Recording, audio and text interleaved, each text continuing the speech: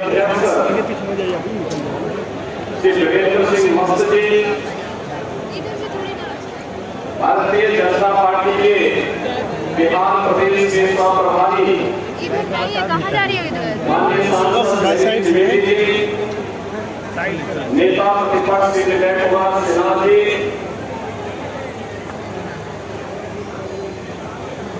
सम्राट चौधरी जी, माननीय सांसद नीरज शेखर जी,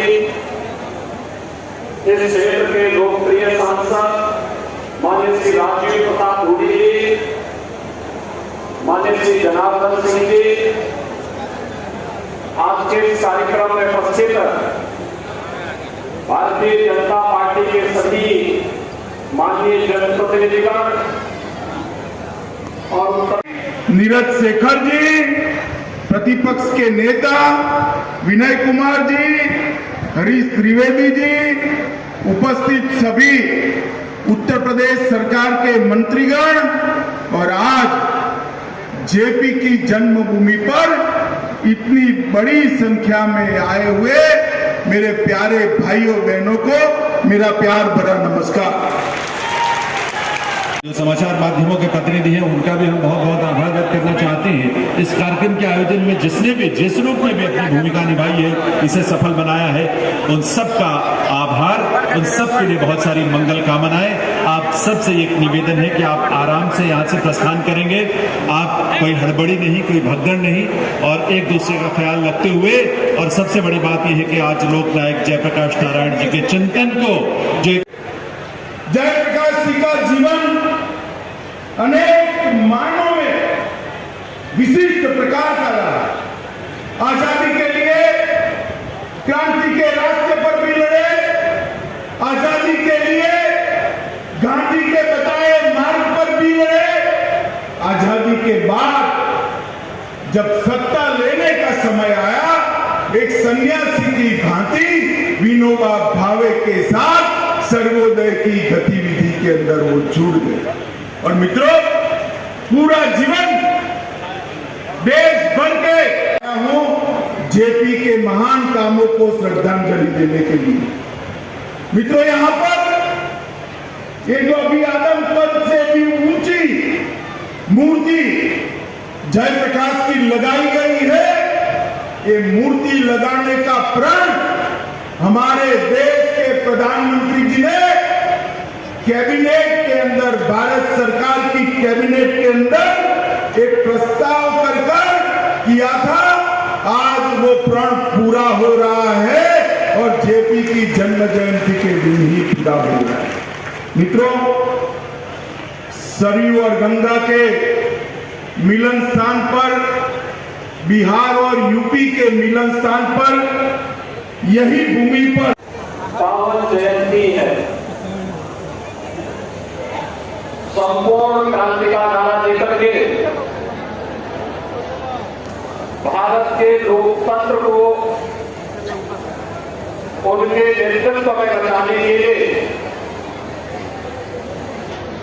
जो कार्यक्रम प्रारंभ हुआ था, मैं महान स्वतंत्रता संग्राम सेनानी लोकनायक जयप्रकाश जी को उनकी पावन जयंती के अवसर पर कोट कोट नमन करते हुए विनम्र श्रद्धांजलि अर्पित करता हूं। ये हम सबका सौभाग्य है। ये गांव के, गरीब के, किसान के, नौजवान के, महिलाओं के क्या कुछ योजनाएं बननी चाहिए। भले ही उस समय की सरकार ने प्रचार किया हो और योजना बनाने में विफल नहीं हो, लेकिन सरकार से बाहर रह करके जिन महापुरुषों ने इन पर स्वस्थ चिंतन को आगे बढ़ाया था, लोकनायक जयप्रकाश नारायण जी और पंडित दीनदयाल उपाध्याय जी, डॉक्टर राम मनोहर लोहिया जी जैसे महापुरुष उस समय भी इस क्रांति की लोगों को स्वतंत्र भारत के अंदर अपने चिंतन के माध्यम से आगे बढ़ाने का कार्य कर रहे थे। और इसी यही कारण था इस देश के अंदर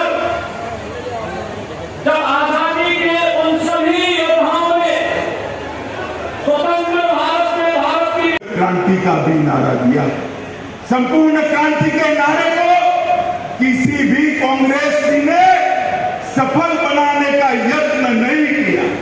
संपूर्ण क्रांति के नारे को सफल बनाने का काम देश के प्रधानमंत्री नरेंद्र मोदी जी ने किया है। मित्रों, नरेंद्र मोदी जी ने अब देश भर के 60 करोड़ गरीबों को उनके जीवन स्तर को ऊपर लाकर उनके लिए रोजगारी के मौके सृजित कर उनके जीवन में उनके घर से धुआं निकालकर घर में उजियारा करने का काम नरेंद्र मोदी जी ने किया है। मित्रों, 74 में जब जयप्रकाश जी ने बिहार में आंदोलन किया और राजनीतिक आंदोलन, सारी विचारधारा के छात्र जेपी की अगुवाई में इकट्ठा हुए थे। सुशील जी यहां बैठे जो पूरा जीवन जेपी का और लोहिया जी का नाम दिए। मित्रों, आज मैं बिहार की जनता को पूछने जाता हूं, जो जेपी का नाम लेकर जेपी आंदोलन से उठे नेता आज कांग्रेस के गोदी में बैठे हैं केवल और केवल सत्ता के लिए, उसके साथ आप सहमत है क्या? जरा जोर से बोले, सहमत है क्या? ये जयप्रकाश के सिद्धांतों की राजनीति है, ये जयप्रकाश का बताया हुआ मार्ग नहीं है। जयप्रकाश जी ने जीवन भर सत्ता के लिए कुछ नहीं किया, पूरा जीवन सिद्धांत के लिए। और आज 5-5 बार सत्ता के लिए पाला बदलने वाले लोग बिहार के मुख्यमंत्री बनकर बैठे हैं। बिहार की जनता को तय करना है कि जयप्रकाश के दिखाए हुए रास्ते पर चलने वाली नरेंद्र मोदी के नेतृत्व वाली भारतीय जनता पार्टी चाहिए या जयप्रकाश के रास्ते से भटककर सत्ता के लिए समाधान करने वाली एक गठजोड़ की सरकार। मित्रों, आने वाले दिनों में जेपी के सिद्धांतों के कई लोग अनुयायी युवा पैदा हो, इसके लिए स्मारक बनाने का विचार नरेंद्र मोदी जी ने दिया। मैं बधाई देना चाहता हूं, साधुवाद देना चाहता हूं भाई वीरेंद्र मस्त जी को, जिन्होंने ट्रस्ट के अध्यक्ष के नाते इसके पीछे पड़कर इसको पूरा करने का काम किया है।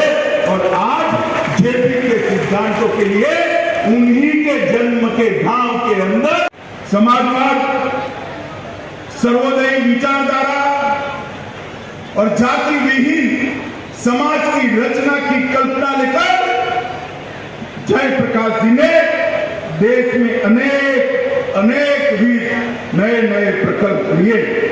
मित्रों, मगर सबसे बड़ा जयप्रकाश जी का जो योगदान देश में रहा, जब 70 के दशक में भ्रष्टाचार और सत्ता में चोर शासन के अधिकारियों ने जब देश में इमरजेंसी डालने का काम किया, तब जयप्रकाश जी ने इसके खिलाफ बहुत बड़ा आंदोलन किया। मैं गुजरात से आता हूं। 1973 में गुजरात के अंदर इंदिरा जी के अगुवाई में कांग्रेस की सरकार चलती थी, चिमन पटेल मुख्यमंत्री थे, बिहार में अब्दुल गफार मुख्यमंत्री। और मित्रों, इंदिरा जी ने सार्वजनिक रूप से सरकारों को चंदा उगाने का काम दिया। भ्रष्टाचार की गंगा शुरू हुई, इसके खिलाफ गुजरात के विद्यार्थियों ने आंदोलन किया और वो आंदोलन का नेतृत्व जयप्रकाश नारायण ने किया और गुजरात में सत्ता बदल। उसके बाद बिहार में आंदोलन किया और बिहार के अंदर जो आंदोलन हुआ वो गांधी मैदान की रैली देखकर इंदिरा गांधी के पसीने छूट गए। मित्रों, देश के प्रधानमंत्री को जब जजमेंट आया तब मजबूर होना पड़ा, देश के अंदर इमरजेंसी डाली और जेपी को भी जेल में डाल दिया। देश के विपक्ष के कई नेताओं को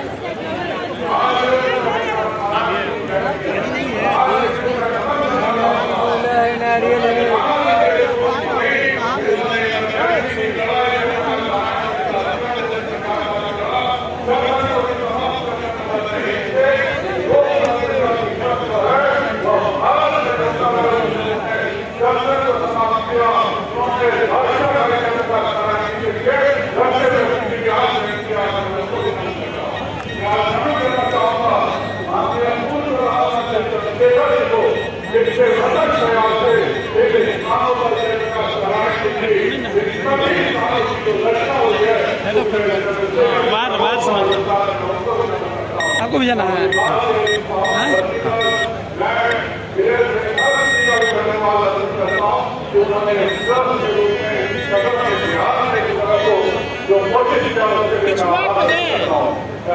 पीछे से आ रहे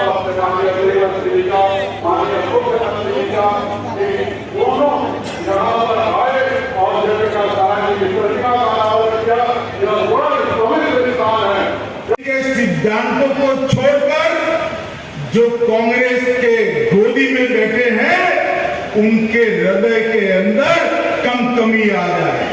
मेरे साथ दोनों हाथ उठाइए, उठाइए दोनों हाथ, मुट्ठी पीछे और प्रचंड आवाज से बोलिए भारत माता की, भारत माता की। मंच पर उपस्थित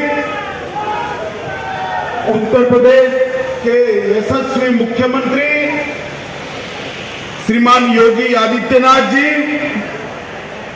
आज जिनके निमंत्रण पर मैं यहां आया हूं, जयप्रभा राष्ट्रीय स्मारक के अध्यक्ष और सांसद श्रीमान वीरेंद्र मस्त जी, हमारे बिहार प्रदेश के अध्यक्ष श्री संजय जायसवाल जी, केंद्रीय गृह राज्य मंत्री नित्यानंद राय जी, श्रीमान अश्विनी चौबे जी, भाजपा के राष्ट्रीय उपाध्यक्ष राधा मोहन बाबू, यहां के सांसद और मेरे मित्र श्री राजीव प्रताप रूडी जी, बिहार के वरिष्ठ नेता और सांसद सुशील मोदी जी की रहने की बनने वाली है और जेपी का सिद्धांत, ग्रामीण विकास का सिद्धांत, ये सिद्धांत को कैसे आगे बढ़ाया जाए, इसका हमेशा के लिए एक बहुत बड़ा स्थान बनने वाला है। मित्रों, जयप्रकाश जी ने ढेर सारे क्षेत्रों में, चाहे सहकारिता का हो, चाहे ग्रामोत्थान का हो, चाहे सर्वोदय का हो, हर क्षेत्र में बहुत योगदान दिया। आज जेपी की जन्म जयंती है, पूरे देश भर में लोग जयप्रकाश जी को याद कर रहे हैं। मैं फिर से एक बार वीरेंद्र जी को बात कर मेरी बात समाप्त करना चाहता हूं कि वीरेंद्र जी ये यात्रा को यहां तक तो ले आए हैं, इसको लॉजिकल एंड तक ले जाने के लिए लगे रहिएगा।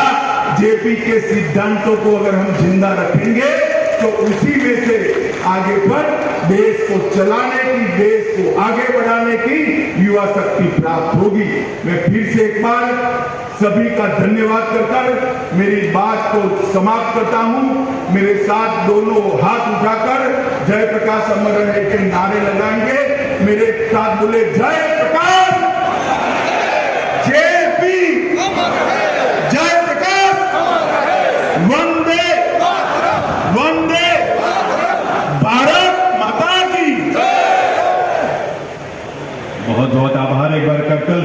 साथ आप सबके कर्तव्य मन के साथ आभार माननीय गृह और सहकारिता मंत्री भारत सरकार निवेदन राजीव प्रताप रूडी जी से माननीय सांसद सारण कि वे धन्यवाद ज्ञापित करने के लिए बधाई माननीय श्री राजीव प्रताप रूडी जी। आज की इस सभा में सारण के पावन धरती पर सिताब बेरा में लाला कॉलों में उत्तर प्रदेश के माननीय मुख्यमंत्री श्री योगी आदित्यनाथ जी का हमारे इस पावन धरती पर सिताब बेरा में विशेष रूप से अभिनंदन।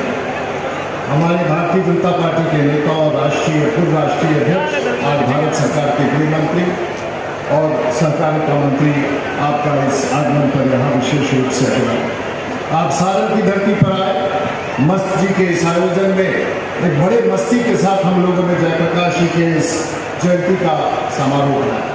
लेकिन बिरले ऐसा देखा गया होगा कि किसी राज्य में 2 मुख्यमंत्री होते हैं और हमारे लिए तो सौभाग्य है कि सारण की धरती पर हमें 2 मुख्यमंत्री मिले, एक जो संवैधानिक तौर पर बिहार के हैं और हमारे लिए सौभाग्य है कि इस धरती पर उत्तर प्रदेश के मुख्यमंत्री का भी ये क्षेत्र है तो देश का पहला ऐसा हिस्सा होगा कि जहां हमें 2 मुख्य।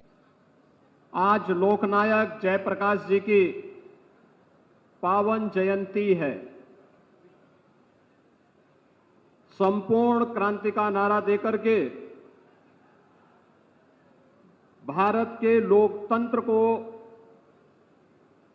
उनके नेतृत्व में बचाने के लिए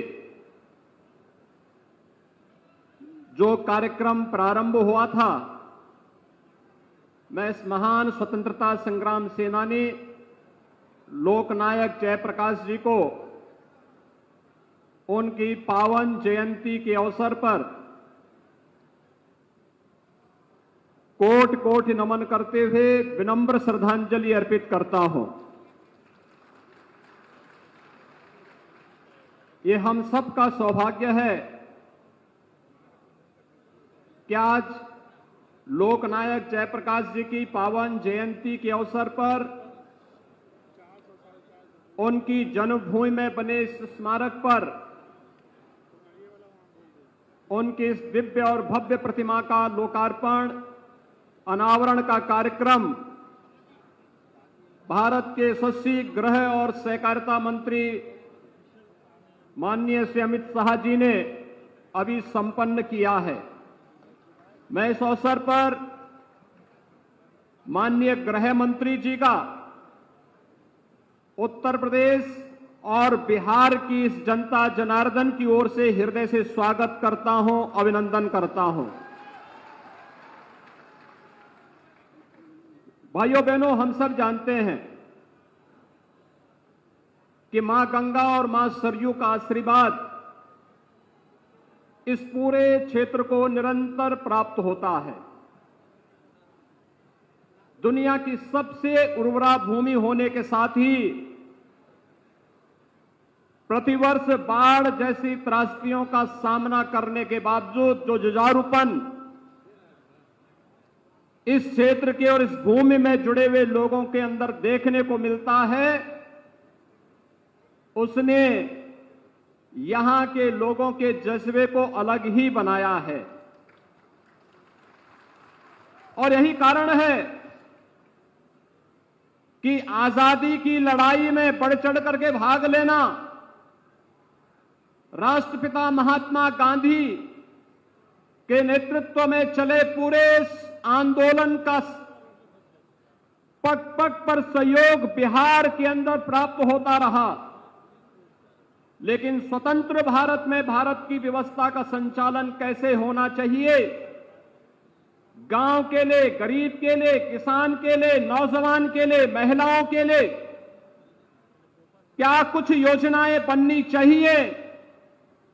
भले ही उस समय की सरकार ने कुछ कार्य किया हो और योजना बनाने में विफल रही हो, लेकिन सरकार से बाहर रह करके जिन महापुरुषों ने इन पर स्वस्थ चिंतन को आगे बढ़ाया था, लोकनायक जयप्रकाश नारायण जी और पंडित दीनदयाल उपाध्याय जी, डॉक्टर राम मनोहर लोहिया जी जैसे महापुरुष उस समय भी इस क्रांति की लौ को स्वतंत्र भारत के अंदर अपने चिंतन के माध्यम से आगे बढ़ाने का कार्य कर रहे थे।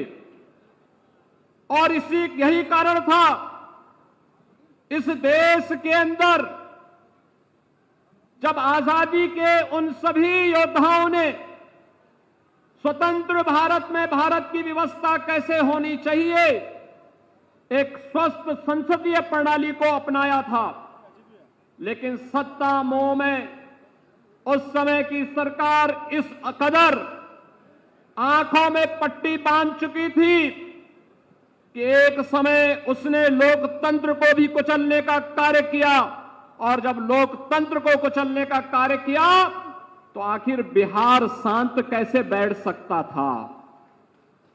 आप सब जानते हैं जब आजादी की लड़ाई चल रही थी, भारत आजाद हुआ 1947 में, लेकिन बलिया ने अपने आप को आजाद घोषित कर दिया था 1942 में ही।